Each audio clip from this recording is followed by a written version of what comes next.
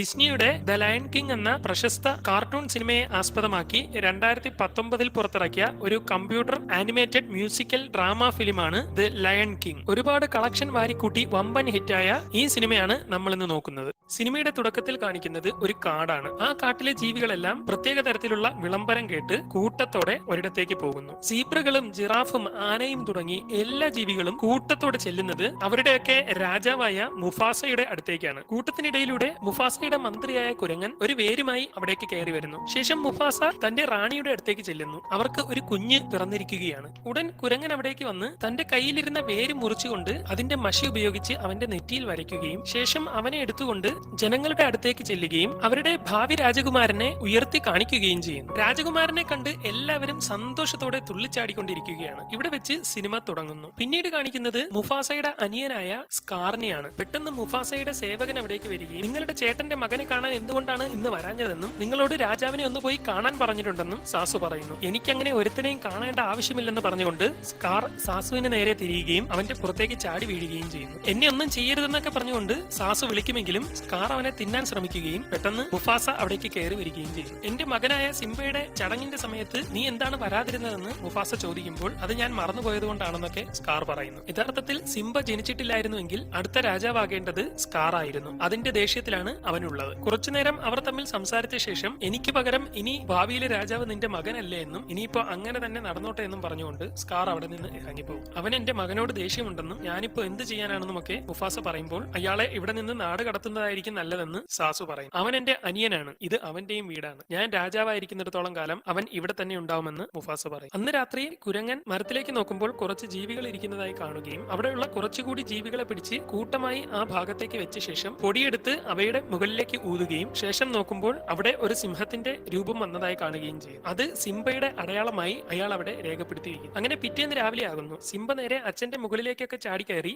എഴുന്നേൽക്കാനൊക്കെ വിളിക്കുകയും പുറത്തേക്ക് പോകാമെന്ന് പറഞ്ഞ് അച്ഛനെ നിർബന്ധിക്കുകയും ചെയ്യും. അങ്ങനെ അച്ഛൻ അവനോടൊപ്പം പുറത്തേക്ക് ഇറങ്ങി നടക്കുന്നു. അച്ഛൻ രാജാവല്ലേ, നമുക്ക് വേട്ടയ്ക്കുള്ള ആജ്ഞ എങ്ങാനും കൊടുത്താലോ എന്നൊക്കെ മകൻ ചോദിക്കുമ്പോൾ നീ മിണ്ടാതെ എന്റെ കൂടെ വരാൻ മുഫാസ പറയുന്നു. അദ്ദേഹം നേരെ അവിടുത്തെ ഉയരമുള്ള മലയുടെ മുകളിൽ കയറി നിൽക്കുകയും മകന് ചില ഉപദേശങ്ങൾ കൊടുക്കുകയും ചെയ്യുന്നു. നോക്കൂ സിംബ, പ്രകാശം പതിക്കുന്നത് മുഴുവനും നമ്മുടെ സാമ്രാജ്യമാണ്. ഇപ്പൊ ഈ സാമ്രാജ്യം മുഴുവൻ ഭരിക്കുന്നത് ഞാനാണ്. ഒരിക്കൽ എന്റെ ഈ ഭരണത്തിന്റെ സൂര്യൻ അസ്തമിക്കും, പിന്നെ നീയായിരിക്കും ഈ സാമ്രാജ്യം ഭരിക്കുന്നത്. അപ്പോ ഇതെല്ലാം എന്റേതാകുമോ എന്ന് സിംബ ചോദിക്കുമ്പോൾ അതെ, പിന്നീട് ഇത് നിന്റെ നിയന്ത്രണത്തിലായിരിക്കുമെന്നും അതൊരു വലിയ ഉത്തരവാദിത്തമായിരിക്കുമെന്നും അദ്ദേഹം പറയുന്നു. അങ്ങനെ അച്ഛനെന്ന് അവനെയും കൊണ്ട് നടന്ന് ഓരോ കാര്യങ്ങൾ പഠിപ്പിച്ചുകൊണ്ടിരിക്കുകയാണ്. നീ രാജാവായി കഴിയുമ്പോൾ ഉറുമ്പുകളെ മുതൽ മാനുകളെ വരെയും പരിഗണിക്കണമെന്ന് മുഫാസ പറയുമ്പോൾ പക്ഷേ നമ്മൾ മാനുകളെ തിന്നാറുണ്ടല്ലോ എന്ന് സിംബ ചോദിക്കും. അതെ, നമ്മൾ മാനുകളെ തിന്നാറുണ്ട്. നമ്മൾ മരിച്ചു കഴിയുമ്പോൾ നമ്മുടെ ശരീരമൊക്കെ പുല്ലായി മാറും. ആ പുല്ല് മാനുകളും തിന്നും. അതൊക്കെ ഒരു ജീവിത ചക്രത്തിൽ പെട്ടതാണെന്ന് മുഫാസ പറഞ്ഞു മനസ്സിലാക്കി കൊടുക്കും. അങ്ങനെ അന്ന് സിംബ മറ്റുള്ള സിംഹങ്ങളുടെ അടുത്തേക്ക് എത്തിയിരിക്കുകയാണ്. ഇതിനിടെ അവൻ അവിടെ ഒരു വണ്ടിനെ കാണുകയും അവിടേക്ക് ചെന്ന് പതിയെ അതിനെ പിടിക്കാൻ ശ്രമിക്കുകയും ഒക്കെ ചെയ്യുന്നു. അങ്ങനെ അവൻ അതിന്റെ പിറകെ പോയി സ്കാറിന്റെ ഗുഹയുടെ അടുത്തെത്തുന്നു. ഒരു സിംഹത്തെ ഒരിക്കലും വണ്ട ആക്രമിക്കില്ലെന്നും നീ എന്തിനാണ് അതിന്റെയൊക്കെ പിറകെ പോകുന്നതെന്നും സ്കാർ പറയുകയും അവൻ നടന്ന് സ്കാറിന്റെ അടുത്തേക്ക് ചെല്ലുകയും ചെയ്യും. അച്ഛൻ ഇപ്പോൾ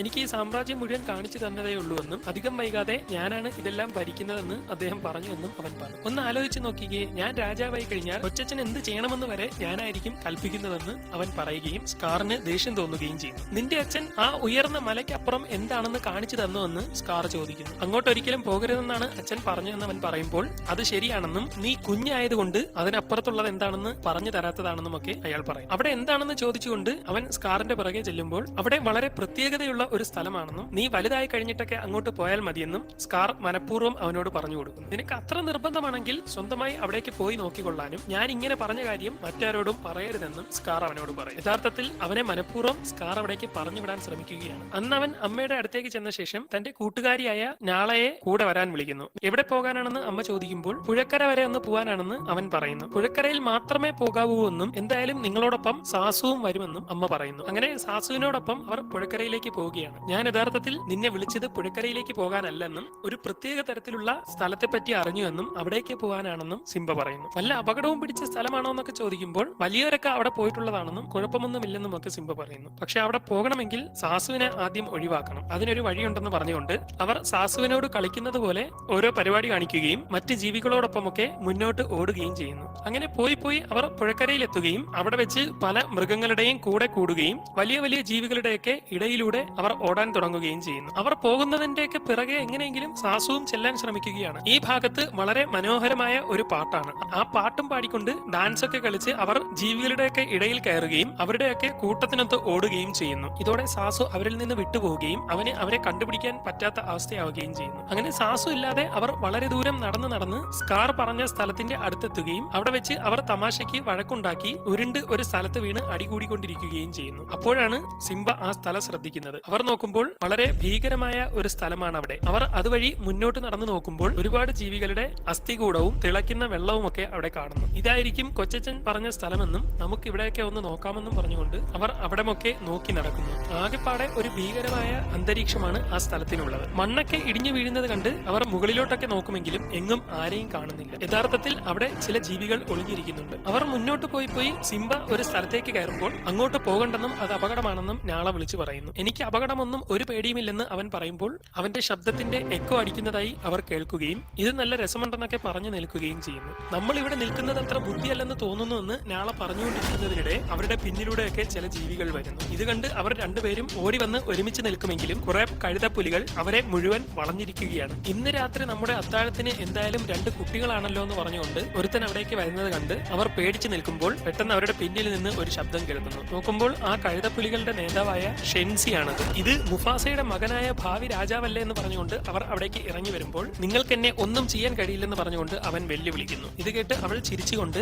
നീയും നിന്റെ അച്ഛന്റെ കരുത്ത് കാണിക്കുന്നുണ്ടെന്നും പക്ഷേ നീയൊന്നും ഇവിടെ നിന്ന് പുറത്തേക്ക് പോകില്ലെന്നും അവൾ പറയുന്നു. പെട്ടെന്ന് സാസു അവിടേക്ക് ഇറങ്ങി വന്ന് അവരെ വിട്ടേക്കാനും നീ അവരെ അങ്ങനെ തൊട്ട് കഴിഞ്ഞാൽ മുഫാസയുമായി ഒരു യുദ്ധം തന്നെ ചെയ്യേണ്ടി വരുമെന്നും സാസു പറയുന്നു. അതിലൊന്നും ഒരു കാര്യവുമില്ല, മുഫാസയുടെ പരമ്പര ഇവിടെ വെച്ച് അവസാനിക്കാൻ പോവുകയാണെന്ന് അവൾ പറയുമ്പോഴേക്കും സാസു അവളുടെ ശ്രദ്ധ തിരിക്കുകയും ഈ സമയം കൊണ്ട് കുട്ടികൾ രണ്ടുപേരും ഓടി രക്ഷപ്പെടാൻ ശ്രമിക്കുകയും ചെയ്യുന്നു. അവർ ചെറിയ ഗുഹയുടെ ഉള്ളിലേക്ക് കയറി അതുവഴി ഓടിക്കൊണ്ടിരിക്കുകയാണ്. കഴുതപ്പുലികൾ മുകൾ ഭാഗം തുരന്ന് അവരെ പിടിക്കാൻ ശ്രമിക്കുന്നു. പലയിടത്തു നിന്നും കഴുതപ്പുലികൾ പിടിക്കാൻ ശ്രമിക്കുന്നത് കണ്ട് അവർ ഓടി പോയിക്കൊണ്ടിരിക്കുന്നു. പെട്ടെന്ന് തങ്ങളുടെ മുന്നിലേക്ക് ഒരു കഴുതപ്പുലി ചാടിയത് കണ്ട് അവർ മറ്റൊരു വഴിയിലൂടെ ഓടി പുറത്തെത്തുന്നു. എന്നാൽ അവിടെ വെച്ച് കഴുതപ്പുലികൾ മുഴുവനും അവരെ വളഞ്ഞിരിക്കുകയാണ്. മറ്റൊരു വഴിയുമില്ലാതെ അവൻ അവരുടെ നേർക്ക് ഗർജിക്കാൻ ശ്രമിക്കുന്നു. ഇത് കേട്ട് അവരെല്ലാം ചിരിക്കുകയും അവനെ കളിയാക്കിക്കൊണ്ടിരിക്കുകയും ചെയ്യുന്നു. ഒന്നുകൂടി അങ്ങനെയൊന്ന് കാണിച്ചു എന്ന് പറഞ്ഞുകൊണ്ടിരിക്കുന്നതിനിടെ യഥാർത്ഥ സിംഹത്തിന്റെ ഗർജനം കേട്ട് അവർ പേടിച്ചു പോകുന്നു. നോക്കുമ്പോൾ മുഫാസ അവിടേക്ക് എത്തിയിരിക്കുകയാണ്. അത് ഉടൻ തന്നെ എല്ലാ ജീവികളെയും ആക്രമിച്ച് ദൂരേക്ക് അകറ്റുകയും ഒരുത്തനും മുന്നോട്ട് പോലും വരാൻ കഴിയാത്ത രീതിയിലാക്കുകയും ചെയ്യും. ഷെൻസി, ഇത് നിനക്കുള്ള താക്കീതാണ്. ഇനി ഒരിക്കലെങ്കിലും എന്റെ മകന്റെ നിഴൽവെട്ടത്തെങ്കിലും നീയൊക്കെ വരാൻ ശ്രമിച്ച ബാക്കി ഞാൻ അപ്പോൾ കാണിക്കാമെന്ന് പറഞ്ഞുകൊണ്ട് മുഫാസ താഴേക്ക് ഇറങ്ങുകയും സിംബയെ ഒന്ന് നോക്കിയ ശേഷം അവിടെ നിന്ന് നടന്നു പോവുകയും ചെയ്യുന്നു. സിംബയും നാളെയും പതിയെ മുഫാസയുടെ കൂടെ പോയിക്കൊണ്ടിരിക്കുകയാണ്. അങ്ങനെ അവർ അവിടെ നിന്ന് നടന്ന് ഒരുപാട് ദൂരം എത്തുന്നു. ശേഷം ഒരിടത്തിരുന്ന് മുഫാസ സാസുവിനെ വിളിക്കുകയും നാളെ ഇവിടെ നിന്ന് അങ്ങ് കൊണ്ടുപോയിക്കൊള്ളാൻ പറയുകയും ചെയ്യുന്നു. അങ്ങനെ സാസു നാളെയും വിളിച്ചുകൊണ്ട് അവിടെ നിന്ന് പോവുകയും മുഫാസ സിംബയെ അടുത്തേക്ക് വിളിക്കുകയും ചെയ്യുന്നു. അവൻ നേരെ നടന്നു ചെന്ന് തന്റെ അച്ഛന്റെ അടുത്തായി ഇരിക്കുന്നു. ഞാൻ പോകരുതെന്ന് പറഞ്ഞിട്ടും നീ എന്നെ ധിക്കരിച്ചുകൊണ്ട് അവിടേക്ക് പോയി. അതിലും മോശമായ കാര്യം നാളെ കൂടി നീ അപകടത്തിലാക്കി. അവിടെ എന്തെങ്കിലും സംഭവിച്ചിരുന്നുവെങ്കിൽ ഇപ്പോഴത്തെ അവസ്ഥ എന്താകുമായിരുന്നു എന്ന് നിനക്കറിയാമോ? വലിയൊരു യുദ്ധം തന്നെ ഉണ്ടായേനെ. ഞാനും അച്ഛനെ പോലെ ധൈര്യശാലിയാണെന്ന് കാണിക്കാൻ നോക്കിയതാണെന്ന് അവൻ പറയുമ്പോൾ ധൈര്യമൊക്കെ ആവശ്യത്തിന് മാത്രമേ കാണിക്കാവൂ എന്ന് മുഫാസ പറയും. അച്ഛൻ ഒന്നിനെയും പേടിയില്ലല്ലോ എന്ന് അവൻ ചോദിക്കുമ്പോൾ നിന്നെ എനിക്ക് നഷ്ടപ്പെട്ടു പോകുമോ എന്നായിരുന്നു എന്റെ പേടിയെന്ന് അദ്ദേഹം പറയുമ്പോൾ അപ്പോൾ രാജാക്കന്മാരും പേടിക്കുമല്ലേ എന്ന് അവൻ ചോദിക്കും. പക്ഷേ കഴുതപ്പുലികളാണ് യഥാർത്ഥത്തിൽ ശരിക്കും പേടിച്ചത് എന്ന് പറഞ്ഞുകൊണ്ട് അവൻ അച്ഛനോടൊപ്പം കളിക്കുകയും അവർ വളരെ സന്തോഷത്തോടെ അവിടെ കിടന്ന് ഉരുളുകയും ഒക്കെ ചെയ്യുന്നു. ഞാൻ അച്ഛന്റെ കൂട്ടുകാരനല്ലേ, നമ്മൾ എപ്പോഴും ഒരുമിച്ചായിരിക്കില്ലേ എന്ന് അവൻ ചോദിക്കുമ്പോൾ അങ്ങനെ തന്നെ ആയിരിക്കുമെന്ന് അച്ഛൻ പറയും. എന്റെ അച്ഛൻ പണ്ട് എന്നോട് പറഞ്ഞ ഒരു കാര്യമുണ്ട്. നീ ആകാശത്തുള്ള ആ നക്ഷത്രങ്ങളെ കണ്ടോ? അതെല്ലാം കഴിഞ്ഞ കാലങ്ങളിൽ ഉണ്ടായിരുന്ന രാജാക്കന്മാരാണ്. അവർ ഇപ്പോൾ അതിലിരുന്ന് നമ്മളെ കണ്ടുകൊണ്ടിരിക്കുകയാണ്. അതുകൊണ്ട് നീ ഒറ്റയ്ക്കാണെന്ന് തോന്നുമ്പോഴൊക്കെ ഓർക്കേണ്ട ഒരു കാര്യം, എപ്പോഴും നിന്നോടൊപ്പം ആ രാജാക്കന്മാരുണ്ടാവും, നിന്റെ വഴികാട്ടികളായി എന്ന് മുഫാസ പറയും. പിന്നീട് കാണിക്കുന്നത് കഴുതപ്പുലികളെയാണ്. അവർ ഇന്ന് നടന്നതിനെ പറ്റിയും മുഫാസയെ പറ്റിയും ഒക്കെ പരസ്പരം സംസാരിച്ചുകൊണ്ടിരിക്കുകയാണ്. ഇനിയെങ്ങാനും ഇന്നത്തെ പോലെ മുഫാസ എന്റെ കയ്യിൽ കിട്ടിയാൽ ഞാൻ അവനെ ഒരു പാഠം പഠിപ്പിക്കുമെന്നൊക്കെ അവർ പറഞ്ഞുകൊണ്ടിരിക്കുന്നതിനിടെ തങ്ങളുടെ പിന്നിൽ ഒരാളിനെ അവർ കാണുന്നു. നോക്കുമ്പോൾ അതൊരു സിംഹമാണ്. അവരെല്ലാവരും വന്ന് അത് ആരാണെന്ന് നോക്കുമ്പോൾ സ്കാർ ആണ് അവിടേക്ക് നടന്നു വരുന്നത്. ഞാൻ ഇന്ന് നിന്റെയൊക്കെ അടുത്തേക്ക് 2 കുഞ്ഞുങ്ങളെ പറഞ്ഞയച്ചു, എന്നിട്ട് അവർ നിന്റെയൊക്കെ കയ്യിൽ നിന്ന് രക്ഷപ്പെട്ട് തിരിച്ചു വന്നിരിക്കുന്നു. ഇതുപോലൊരു നാണക്കേട് നിനക്കൊക്കെ ഇനി വേറെ ഉണ്ടോ എന്ന് അവൻ ചോദിക്കുമ്പോൾ നീ ഇപ്പോ എന്ത് ധൈര്യത്തിലാണ് ഇവിടേക്ക് വന്നതെന്ന് അവർ ചോദിക്കുന്നു. ഞാൻ നിങ്ങൾക്ക് ഒരു ഓഫർ തരാനാണ് വന്നത്. നിങ്ങൾ ഇതിന്റെ ഉള്ളിൽ മാത്രം കൂടേണ്ട ആവശ്യമില്ല. പുറത്തിറങ്ങി പ്രകാശം പതിക്കുന്ന ഏത് സ്ഥലത്തുമുള്ള ഏത് ജീവിയെയും വേട്ടയാടി തിന്ന അതിനുള്ള അവസരം ഞാൻ തരും എന്ന് പറയുമ്പോൾ രാജാവുള്ളിടത്തോളം അത് നടക്കില്ലെന്നും അവനത് തടയുമെന്നും അവർ പറയുമ്പോൾ സ്കാർ അവളുടെ അടുത്തേക്ക് വന്നുകൊണ്ട് അതിന് അവനെ നമ്മൾ കൊല്ലാൻ പോവുകയാണെന്ന് പറയുന്നു. മുഫാസ രാജാവായിരിക്കുമ്പോൾ നിങ്ങൾക്ക് സുഖിച്ച് നടക്കാൻ പറ്റില്ല, പക്ഷെ ഞാൻ രാജാവായിരിക്കുമ്പോൾ നിങ്ങൾക്ക് ഇഷ്ടമുള്ളത് എന്തും എടുക്കാനുള്ള സ്വാതന്ത്ര്യം ഉണ്ടായിരിക്കും. കാരണം കഴുതപ്പുലിയുടെ വയർ ഒരിക്കലും നിറയില്ല. മുഫാസ വളരെ കരുത്തനാണ്, അവനെ ഒന്നും ചെയ്യാൻ കഴിയില്ല എന്ന് അവർ പറയുമ്പോൾ ഏതൊരു കരുത്തനെയും വീഴ്ത്താനുള്ള ആയുധമാണ് ചതിയെന്നും ചതിയിലൂടെ അവനെ തോൽപ്പിക്കാൻ കഴിയുമെന്നും സ്കാർ പറയുന്നു. ശേഷം സ്കാർ അവിടെ നിന്ന് എല്ലാവരുടെയും അടുത്ത് കരുത്ത് പകരുന്ന കുറച്ചു കാര്യങ്ങൾ സംസാരിക്കുകയും ഈ നൂറ്റാണ്ടിലെ തന്നെ ഏറ്റവും വലിയ ഭരണ അട്ടിമറിക്ക് തയ്യാറായിക്കൊള്ളാനും നാളെ ചതിയിലൂടെ നമ്മൾ മുഫാസയെയും അവന്റെ മകനെയും തീർക്കുമെന്നും അത് കഴിഞ്ഞാൽ പിന്നെ അടുത്ത രാജാവ് ഞാനായിരിക്കുമെന്നും നിങ്ങളുടെ എല്ലാ ആഗ്രഹങ്ങളും സാധിക്കാൻ പറ്റുമെന്നുമൊക്കെ അവൻ അവരോട് വിളിച്ചു പറയുകയും അവിടുത്തെ ഏറ്റവും മുകളിലുള്ള ഒരു ഭാഗത്ത് കയറി നിന്ന ശേഷം എല്ലാവരും അതിനുവേണ്ടി തയ്യാറായിക്കൊള്ളാൻ ഉറക്കെ വിളിച്ചു പറയുകയും ചെയ്യുന്നു. അങ്ങനെ പിറ്റേന്ന് സ്കാർ സിംബയെയും കൊണ്ട് ഒരു മലയിടുക്കിന്റെ ഭാഗത്ത് എത്തിയിരിക്കുകയാണ്. നിന്റെ അച്ഛനെ സന്തോഷിപ്പിക്കാൻ എനിക്കൊരു വഴി അറിയാമെന്നും നിന്റെ ഭീകരമായ ഗർജനം കൊണ്ട് അത് നടക്കുമെന്നും സ്കാർ പറയുന്നു. ഈ മലയിടുക്കിലാണ് എല്ലാ സിംഹങ്ങളും ഗർജനം തേടി വരുന്നത്. നീ ഇവിടെ നിന്ന് നന്നായി ഗർജിക്കാൻ പരിശീലിക്കണം, അങ്ങനെയെങ്കിൽ നിന്നെ ആരും പിന്നെ കുഞ്ഞെന്ന് വിളിക്കില്ല. നിന്റെ ശബ്ദം ഈ മലയ്ക്ക് അപ്പുറം വരെ കേൾക്കണം. ഇത് കേട്ട് അവൻ ഗർജിക്കാൻ ശ്രമിക്കുന്നു. അങ്ങനെ തന്നെ കുറച്ചു നേരം നോക്കിയാൽ മതിയെന്നും നിന്നെ കൊണ്ട് പറ്റുമെന്നും പറഞ്ഞുകൊണ്ട് സ്കാർ തിരിച്ചു നടക്കുമ്പോൾ എന്റെ അച്ഛൻ ഒരുപാട് സന്തോഷമാവുമായിരിക്കുമല്ലേ എന്ന് ചോദിക്കുന്നു. നീ ഇപ്പോൾ കൊടുക്കാൻ പോകുന്ന സമ്മാനം അച്ഛൻ ഒരിക്കലും മറക്കാത്തതായിരിക്കുമെന്ന് സ്കാർ പറയുകയും ചെയ്യുന്നു. ഈ സമയം മുകളിൽ കഴുതപ്പുലികളൊക്കെ എന്തിനോ തയ്യാറായി എത്തിയിരിക്കുകയാണ്. സ്കാർ അവരെ നോക്കി അവിടെ നിന്ന് നടന്നു പോകും. അങ്ങനെ സിംബ അവിടെ നിന്ന് ഗർജിച്ചൊക്കെ നോക്കുന്നു. എന്നാൽ അല്പസമയത്തിനുള്ളിൽ മുകളിൽ നിന്നൊക്കെ എന്തോ ശബ്ദം കേൾക്കുകയും എന്തോ സംഭവിക്കാൻ പോവുകയാണെന്ന് അവന് മനസ്സിലാവുകയും ചെയ്യുന്നു. എന്താണെന്നറിയാതെ വളരെ പേടിയോടെ അവൻ നിൽക്കുമ്പോൾ ആ മലയിൽ നിന്നും കാട്ടുപോത്തുകളുടെ ഒരു കൂട്ടം അവിടേക്ക് ഓടി വരുന്നതായി അവൻ കാണുകയും ഇതോടെ പേടിച്ച് വളരെ വേഗത്തിൽ അവൻ അവരുടെ ചവിട്ടുകൊള്ളാതെ അവിടെ നിന്ന് ഓടി മാറാൻ ശ്രമിക്കുകയും ചെയ്യുന്നു. യഥാർത്ഥത്തിൽ കാട്ടുപോത്തുകളെ കൂട്ടത്തോടെ ഇളക്കി വിട്ടത് കഴുതപ്പുലികളാണ്. അവർ ഇതെല്ലാം മുകളിൽ നിന്നൊക്കെ കണ്ടുകൊണ്ട് നിൽക്കുന്നുണ്ട്. ഒരുവിധം സിംബ ഓടിച്ചെന്ന് അവരുടെ ചവിട്ട് കിട്ടാതെ ഒരിടത്ത് ഒളിച്ചിരിക്കുന്നു. ഈ സമയം കൊണ്ട് സ്കാർ മുഫാസയുടെ അടുത്തെത്തുകയും സിംബ മലയിടുക്കിന്റെ ഭാഗത്തുണ്ടെന്നും കാട്ടുപോത്തുകൾ അവിടെ വിരണ്ടോടിക്കൊണ്ടിരിക്കുകയാണെന്നും പറയുന്നു. ഇത് കേട്ടയുടൻ മുഫാസയും സാസുവും അവിടേക്ക് ചെല്ലുന്നു. അവൻ ഈ സമയം പോത്തുകളുടെ ഇടയിലൂടെയൊക്കെ ഓടി ഒരു മരക്കൊമ്പിന്റെ മുകളിൽ കയറുകയും പേടിയോടെ അതിൽ പിടിച്ചിരിക്കുകയും ചെയ്യുന്നു. അവൻ വീഴാറായി ഒരുവിധം അഡ്ജസ്റ്റ് ചെയ്തിരിക്കുകയാണ്. അപ്പോഴേക്കും സാസു അവിടേക്ക് പറന്നെത്തുകയും അവന്റെ അടുത്തേക്ക് ചെന്ന് അച്ഛൻ വരുന്നുണ്ടെന്നും ശരിക്ക് പിടിച്ചിരുന്നോളാനും പറയുന്നു. ശേഷം അവിടെ നിന്ന് നേരെ പറന്ന് മുഫാസയുടെ അടുത്ത് ചെന്ന് ആ മരത്തിലുണ്ടെന്ന് പറയുന്നു. തന്റെ മകൻ പേടിച്ചവിടെ ഇരിക്കുന്നത് കണ്ട് മുഫാസ ഉടൻ തന്നെ താഴേക്ക് ഇറങ്ങി അവന്റെ അടുത്തേക്ക് ഓടുന്നു. ഞാൻ അവരെ സഹായിക്കാമെന്നും നീ മറ്റുള്ളവരെ വിവരമറിയിക്കാനും പറഞ്ഞ് സാസുവിനെ സ്കാർ അവിടെ നിന്ന് ഒഴിവാക്കുന്നു. ഈ സമയം കൊണ്ട് മുഫാസ ഓടി അവന്റെ അടുത്തേക്ക് എത്തുകയും പേടിക്കാതെ എന്റെ അടുത്തേക്ക് വരാൻ പറയുകയും ചെയ്യുന്നു. അപ്പോഴേക്കും പോത്തുകൾ അവരെ ഇടിച്ചിട്ടിരിക്കുകയാണ്. സിംബ ആകെ പേടിച്ചിരിക്കുന്നതിനിടെ മുഫാസ അവനെ കടിച്ചെടുത്ത് അവിടെ നിന്ന് ഓടുകയും സുരക്ഷിതമായ ഒരു സ്ഥലത്തിരുത്തുകയും ചെയ്യുന്നു. അപ്പോഴേക്കും പോത്തുകൾ മുഫാസയെ ഇടിച്ച് തെറിപ്പിച്ചിരിക്കുകയാണ്. അച്ഛൻ എവിടെ പോയെന്ന് കാണാതെ അവൻ ആകെ പേടിച്ച് നോക്കിക്കൊണ്ടിരിക്കുന്നതിനിടെ അച്ഛൻ പിടിച്ച് മുകളിലേക്ക് കയറുന്നതായി അവൻ കാണുന്നു. ഇതോടെ അവൻ അച്ഛനെ സഹായിക്കാനായി അതുവഴി മുകളിലേക്ക് കയറിക്കൊണ്ടിരിക്കുകയാണ്. എന്നാൽ അവിടെയൊക്കെ ചെന്ന് നോക്കിയിട്ട് എങ്ങും അച്ഛനെ കാണാൻ കഴിയുന്നില്ല. ഈ സമയം കൊണ്ട് മുഫാസ പിടിച്ച് ഒരുവിധം മുകളിൽ എത്തുമെങ്കിലും സ്കാർ അവിടേക്ക് വരുന്നു. എന്നെ ഒന്ന് സഹായിക്കാൻ മുഫാസ വിളിച്ചു പറയുമെങ്കിലും മഹാരാജാവ് നീണാൾ വാഴട്ടെ എന്ന് പറഞ്ഞുകൊണ്ട്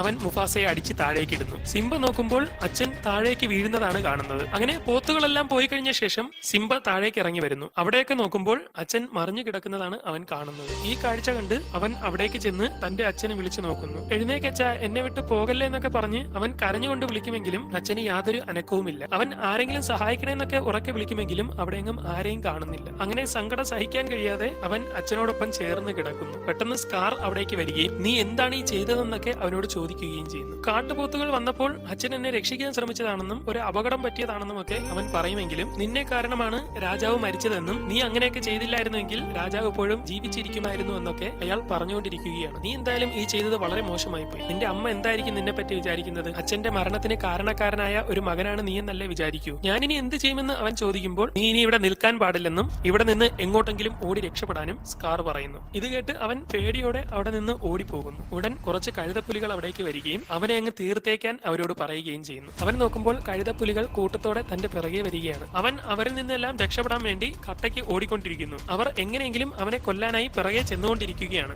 അങ്ങനെ കുറെ ദൂരം ചാടിയും മറിഞ്ഞുമൊക്കെ അവൻ ഓടുകയും അവർ പിറകെ വരികയും ചെയ്തുകൊണ്ടിരിക്കുകയും ഒടുവിൽ പെട്ടെന്ന് അബദ്ധത്തിൽ അവൻ ഒരു കുഴിയിലേക്ക് വീണു പോവുകയും ചെയ്യുന്നു. മറ്റുള്ളവർ വന്ന് നോക്കുമ്പോൾ വളരെ താഴ്ചയിലേക്കാണ് അവൻ വീണിരിക്കുന്നത്. പോയി അവൻ ചത്തെന്ന് ഉറപ്പാക്കാൻ ഷെൻസി കൂടെയുള്ളവരോട് പറയുകയും അവർ കുറച്ചുനേരം നോക്കിയ ശേഷം ഇത്രയും ഉയരത്തിൽ നിന്ന് ഒരിക്കലും ഒരാളിന് രക്ഷപ്പെടാൻ കഴിയില്ലെന്നും ചത്തെന്ന് നമുക്ക് ചെന്ന് പറയാമെന്നും അവർ പറയുന്നു. എന്നാൽ യഥാർത്ഥത്തിൽ സിംബ താഴെ വീണിട്ടില്ല. അവൻ ഇപ്പോഴും ജീവനോടെ തന്നെയുണ്ട്. അങ്ങനെ അവൻ അവിടെ നിന്നൊക്കെ ഒറ്റയ്ക്ക് എങ്ങോട്ടെന്നില്ലാതെ നടന്നു പോവുകയാണ്. കുറെ ദൂരം പിന്നിട്ട് നടക്കുകയും മരുഭൂമിയിലൂടെയൊക്കെ ചൂടും വെയിലുമൊക്കെ ഏറ്റ് നടന്നു പോവുകയും ചെയ്യുന്നു. ഒടുവിൽ എവിടെയെന്നറിയാത്ത ഒരിടത്തെത്തി അവൻ തളരുകയും അവിടെ മറിഞ്ഞു വീണ് കിടക്കുകയും ചെയ്യും. ഈ സമയം സ്കാർ രാജാവിന്റെ മരണത്തെ പറ്റി മറ്റുള്ളവരോട് പറഞ്ഞുകൊണ്ടിരിക്കുകയാണ്. നമ്മുടെ സംഘം കണ്ടിട്ടുള്ളതിൽ ഏറ്റവും ധീരനായിരുന്നു അദ്ദേഹം. അദ്ദേഹത്തെ നഷ്ടപ്പെട്ടതിൽ എനിക്ക് വല്ലാത്ത വിഷമമുണ്ട്. അതോടൊപ്പം അദ്ദേഹത്തിന്റെ മകനെയും നമുക്ക് നഷ്ടമായി. ഇനി എന്തായാലും നമുക്കൊരു പുതിയ രാജാവ് വേണം. മുഫാസയും സിംബയും നഷ്ടമായ സ്ഥിതിക്ക് ഇനി ഞാനാണ് നിങ്ങളുടെ അടുത്ത രാജാവ്. പക്ഷേ എനിക്ക് ഒറ്റയ്ക്ക് രാജാവായി ഇരിക്കാൻ കഴിയില്ല. അതുകൊണ്ട് എനിക്ക് കുറച്ച് സഹായികൾ കൂടി ഇനി ഉണ്ടാവുമെന്ന് പറയുന്നു. അവർ നോക്കുമ്പോൾ ഇരുട്ടത്ത് ഒളിച്ചു കിടന്ന കഴുതപ്പുലികളെല്ലാം കൂട്ടത്തോടെ രാജാവിന്റെ സിംഹാസനത്തിനടുത്തേക്ക് വരികയാണ്. ഇവിടെ വെച്ച് ഇനി ഈ സാമ്രാജ്യത്തിന്റെ പുതിയ യുഗം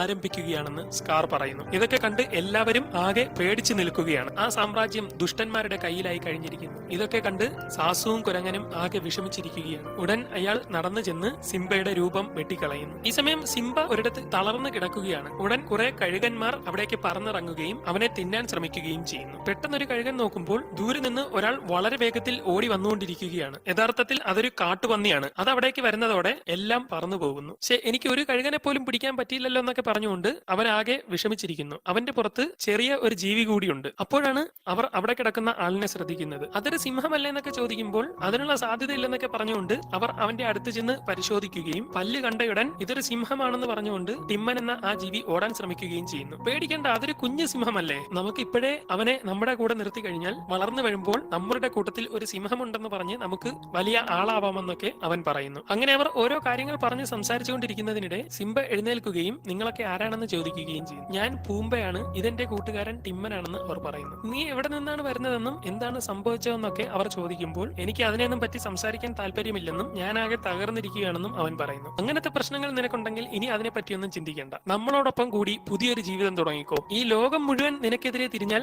നീയും ലോകത്തിനെതിരെ തിരിയണമെന്നൊക്കെ അവർ പറഞ്ഞ് അവന് മോട്ടിവേഷൻ കൊടുത്തുകൊണ്ടിരിക്കുകയാണ്. അങ്ങനെ അവൻ അവരോടൊപ്പം അവരുടെ നാട്ടിലേക്ക് ചെല്ലുകയും അവർ നല്ല കൂട്ടുകാരാവുകയും ചെയ്യുന്നു. അങ്ങനെ അവർ അവനെയും കൊണ്ടുപോയി ആ കാട്ടിലെ കാഴ്ചകളെല്ലാം കാണിക്കുകയും ഇതൊരു വളരെ മനോഹരമായ സ്ഥലമാണെന്ന് അവന് മനസ്സിലാവുകയും ചെയ്യുന്നു. അവിടെയുള്ള പുതിയ പുതിയ ജീവികളെയും അവരുടെ രീതികളുമെല്ലാം അവൻ കാണുന്നു. അവിടെയുള്ള മാനുകളെല്ലാം ഇവനെ കണ്ട് ആകെ പേടിച്ചു നിൽക്കുകയാണ്. അവർ അവനെ കൊണ്ടുപോയി അവിടെയുള്ള ഒരു മരം പൊളിക്കുകയും ഇതിലുള്ളതൊക്കെയാണ് ഇനി മുതൽ നീ തിന്നേണ്ടതെന്ന് പറഞ്ഞുകൊണ്ട് അവന് ആ പുഴുക്കളെ എടുത്തു കൊടുക്കുകയും അവൻ അവരെ പോലെ തന്നെ പുഴുക്കളെ കഴിക്കാൻ തുടങ്ങുകയും ചെയ്യുന്നു. നീ ഇനി ഇതൊക്കെ മാത്രമേ കഴിക്കാവൂ, നമ്മളെ ഒന്നും പിടിച്ച് തിന്നു കളയരുതെന്നൊക്കെ അവർ അവനോട് പറയുന്നു. അങ്ങനെ ഇവിടെ വെച്ച് വളരെ മനോഹരമായ ഒരു പാട്ടാണ്. അങ്ങനെ അവൻ അവരോടൊപ്പം ജീവിക്കുകയും ഒടുവിൽ കുറെ കാലത്തിന് ശേഷം അവൻ വളർന്ന് വലുതാവുകയും ചെയ്യും. ഈ സമയം രാജ്യത്തിന്റെ അവസ്ഥ വളരെ മോശമായിരിക്കുകയാണ്. രാജാവിന്റെ നേതൃത്വത്തിൽ കഴുതപ്പുലികൾ നാട് മുഴുവൻ ആക്രമണം നടത്തിക്കൊണ്ടിരിക്കുന്നു. ഇതെല്ലാം കണ്ട് മറ്റ് സിംഹങ്ങളെല്ലാം വളരെ പേടിയോടെയാണ് കഴിയുന്നത്. ഞാള ഇപ്പോൾ വളർന്ന് വലുതായിരിക്കുകയാണ്. ഇപ്പോഴത്തെ അവസ്ഥ എന്താണെന്ന് റാണി ചോദിക്കുമ്പോൾ കഴുതപ്പുലികൾ അവസാനത്തെ നാൽക്കൂലി കൂട്ടത്തെയാണ് ഓടിച്ചുകൊണ്ടിരിക്കുന്നതെന്നും രാജ്യം വലിയ അപകടത്തിലേക്കാണ് പോകുന്നതെന്നും സാസു പറയുന്നു. ഇതിനിടെ സ്കാർ അവിടേക്ക് കയറി വരികയും സിംഹാസനത്തിൽ കഴുതപ്പുലികളെല്ലാം അയാളോടൊപ്പം ചെല്ലുകയും ചെയ്യുന്നു. നമ്മൾ എന്തെങ്കിലും ചെയ്തേ പറ്റുള്ളൂ എന്നും ഇതിങ്ങനെ വിട്ടാൽ പറ്റില്ലെന്നും ഒക്കെ നാളെ പറയുമെങ്കിലും സ്കാറാണ് ഇപ്പോഴത്തെ ഇവിടുത്തെ രാജാവെന്നും നമുക്കൊന്നും ചെയ്യാൻ കഴിയില്ലെന്നുമൊക്കെ റാണി പറയുന്നു. അങ്ങനെ അന്ന് രാത്രിയാവുന്നു. നാളെ പതിയെ ആരും അറിയാതെ അവിടെ നിന്ന് പുറത്തേക്ക് പോകാൻ ശ്രമിക്കുകയാണ്. ഇതിനിടെ സാസു അവളോട് നീ എങ്ങോട്ടാണ് പോകുന്നതെന്ന് ചോദിക്കുമ്പോൾ ഈ രാജ്യം എങ്ങനെയെങ്കിലും രക്ഷിച്ചേ പറ്റുള്ളൂ എന്നും അതിന് സഹായത്തിന് ആരെങ്കിലും പുറത്തുനിന്ന് സംഘടിപ്പിക്കാനാണ് പോകുന്നതെന്നും അവൾ പറയുന്നു. എന്നാൽ അവൾ പോകാൻ ശ്രമിക്കുന്നതിനിടെ മുന്നിൽ സ്കാറിനെ കാണുകയും പേടിച്ച് മാറുമ്പോഴേക്കും അവിടെ ആരോ ഉണ്ടെന്ന് സ്കാറിന് മനസ്സിലാവുകയും ചെയ്യുന്നു. ഇതോടെ സ്കാർ പതിയെ അവിടേക്ക് നോക്കാനായി വരികയും നാളെ നോക്കുമ്പോൾ പിന്നിൽ നിന്ന് കഴുതപ്പുലികൾ വരുന്നതായി കാണുകയും ചെയ്യുന്നു. സ്കാർ അവിടേക്ക് ചാടി വീണ് നോക്കുമ്പോൾ കഴുതപ്പുലികളാണ് അവിടെ നിൽക്കുന്നത്. യഥാർത്ഥത്തിൽ നാള അതിന് തൊട്ടു മുകളിൽ കയറി ഒളിച്ചിരിക്കുകയാണ്. അവിടെയൊക്കെ നോക്കിയിട്ട് ആരും കാണാത്തതിനാൽ സ്കാറിന് സംശയമായി പതിയെ മുകളിലേക്ക് കയറി നോക്കാൻ ശ്രമിക്കുന്നു. അയാൾ അടുത്തേക്ക് വരുന്നത് കണ്ട് നാള ആകെ പേടിച്ചിരിക്കുകയാണ്. പെട്ടെന്ന് സാസു അവിടേക്ക് വന്ന് അയാളുടെ ശ്രദ്ധ തിരിക്കുകയും ഇതോടെ അവരെല്ലാം സാസുവിന്റെ പിറകെ ഓടുകയും ചെയ്യുന്നു. ഈ സമയം കൊണ്ട് നാള താഴെ ഇറങ്ങി ആ രാജ്യത്ത് നിന്ന് തന്നെ ഓടിപ്പോകുന്നു. ഇത് റാണി കണ്ടുകൊണ്ടിരിക്കുകയാണ്. പിറ്റേന്ന് സിംബ തന്റെ കാട്ടിൽ പൂമ്പയോടൊപ്പം നടക്കുകയാണ്. ഇവിടുത്തെ പല ജീവികളും എന്നോട് കൂട്ടുകൂടാൻ വരുന്നില്ലെന്ന് സിംബ പറയുമ്പോൾ അതിന് കാരണം നീ ഒരു സിംഹമായതുകൊണ്ടാണെന്നും യഥാർത്ഥ സിംഹങ്ങൾ കാട്ടിലെ പലതിനെയും പിടിച്ച് തിന്നാറുണ്ടെന്നും നീ കുട്ടിക്കാലം മുതൽ നമ്മളോടൊപ്പം വളർന്നത് കൊണ്ടാണ് നീ ഇങ്ങനെയെന്നും എന്നാലും അവർക്ക് നിന്നെ പേടിയാണെന്നും ഒക്കെ അവർ പറയുന്നു. അങ്ങനെ അന്ന് രാത്രിയാവുന്നു. അവർ ഒരുമിച്ച് ഉറങ്ങാൻ കിടക്കുകയാണ്. ഇതിനിടെ ടിമ്മൻ അവരോട്